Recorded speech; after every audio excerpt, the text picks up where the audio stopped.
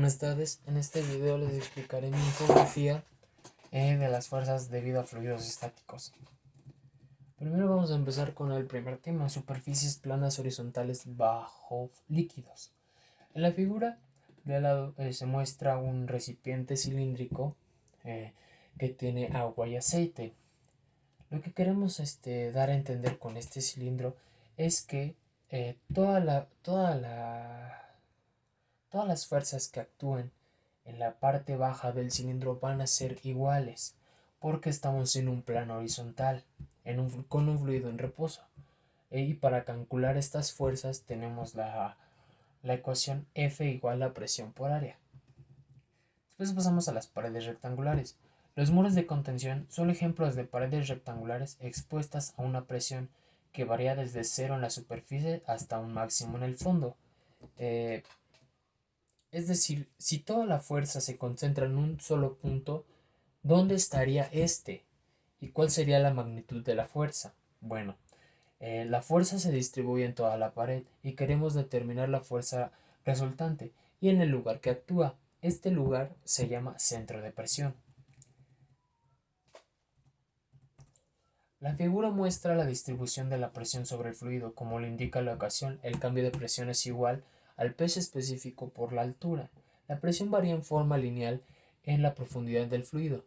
Debido a que la presión varía en forma lineal, la fuerza resultante se calcula como la presión promedio por el área. ¿Qué es la presión promedio? La presión promedio es el peso específico por H sobre 2. Entonces, tenemos la fuerza resultante es igual al peso específico por H sobre 2 por el área. Y como dato, el centro de presión está en el centroide del triángulo de distribución de la presión, a un tercio de la distancia desde el fondo de la pared. Esto es igual a H sobre 3 y ahí es donde va a actuar nuestra fuerza resultante. Después pasamos a áreas planas sumergidas en general. Esta sección se aplican a áreas planas, verticales o inclinadas, sumergidas por completo en el fluido. En esta figura eh, nos muestran símbolos y simbología que nos va a ayudar a trabajar en este apartado del tema.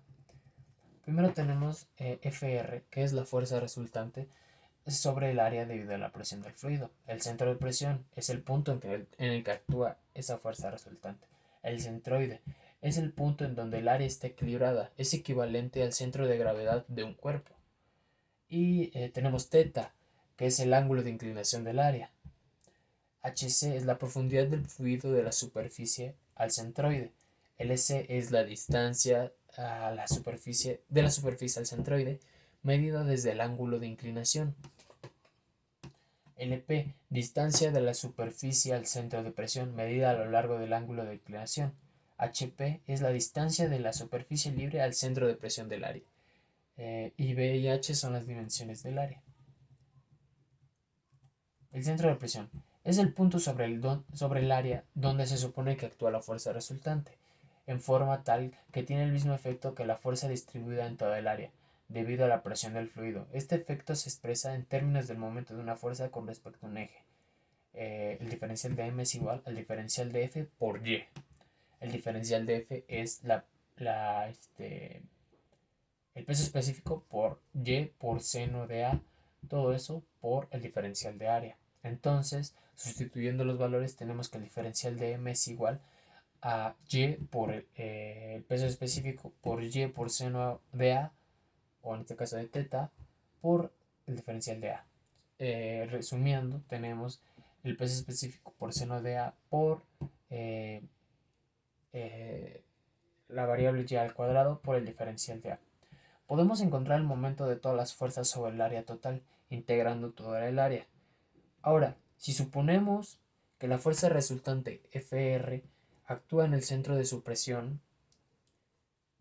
su momento con respecto al eje a través de S es FRLP. Entonces tenemos FRLP es igual a la integral de Y del peso específico por seno de teta por Y al cuadrado por el diferencial de área. Esto es igual, sacamos Y el peso específico por seno de teta, que es una constante, lo sacamos de la integral y nos queda la integral de y al cuadrado por dA.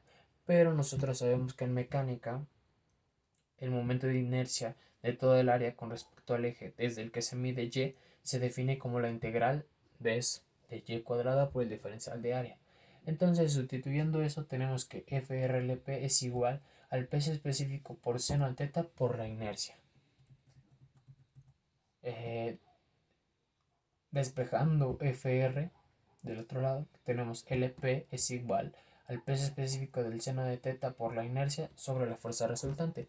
Y antes, en otros temas, sabíamos que la fuerza resultante es igual al peso específico por el seno de teta por LC por A. LC viene siendo, como lo vemos acá, la distancia de la superficie al centroide, medida desde el ángulo de inclinación. Entonces, sustituyendo los valores de Fr, tenemos que Lp es igual al peso específico del seno de teta por la inercia sobre el peso específico del seno de teta por Lc por A.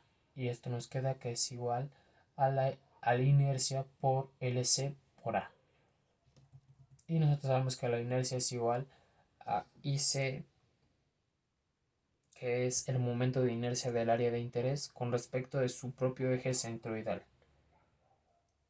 Y LC es la distancia del eje de referencia al centroide. Entonces tenemos que LP es igual a IC por LC por A más LC. Después pasamos a la carga piezométrica.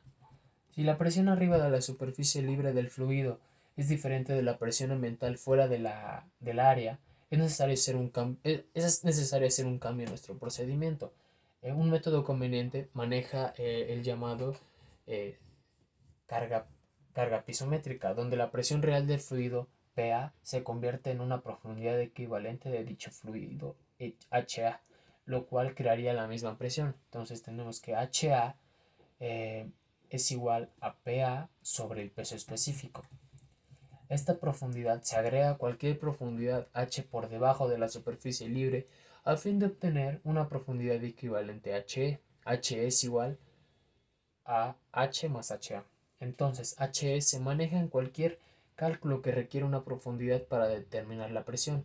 Entonces tenemos que la presión equivalente al centroide es HCE. HCE es igual a HE más HA. Y después pasamos a superficies curvas sumergidas.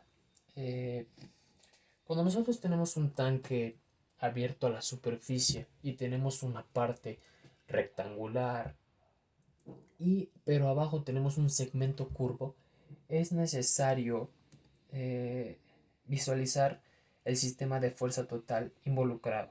Entonces, necesitamos aislar el volumen de ese segmento curvo eh, a manera de cuerpo libre y mostrar todas las fuerzas que actúan sobre, sobre esa parte del cuerpo que estamos midiendo.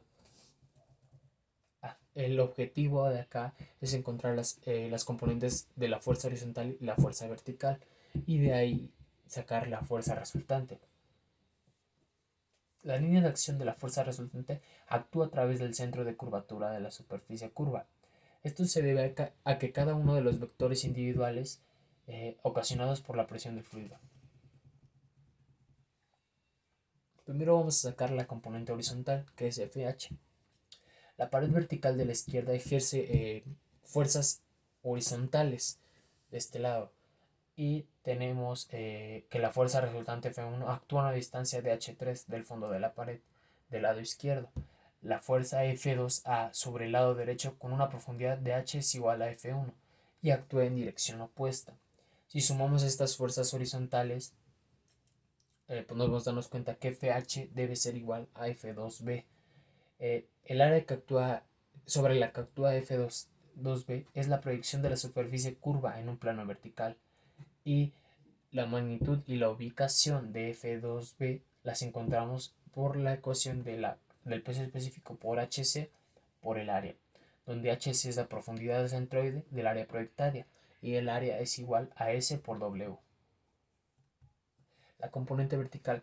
Acá tenemos que hacer una sumatoria de las fuerzas que actúan en el eje vertical. En este caso son dos, el peso que va hacia abajo y la fuerza vertical que va hacia arriba. Esto quiere decir que el peso la fuerza vertical son iguales, son de la misma magnitud.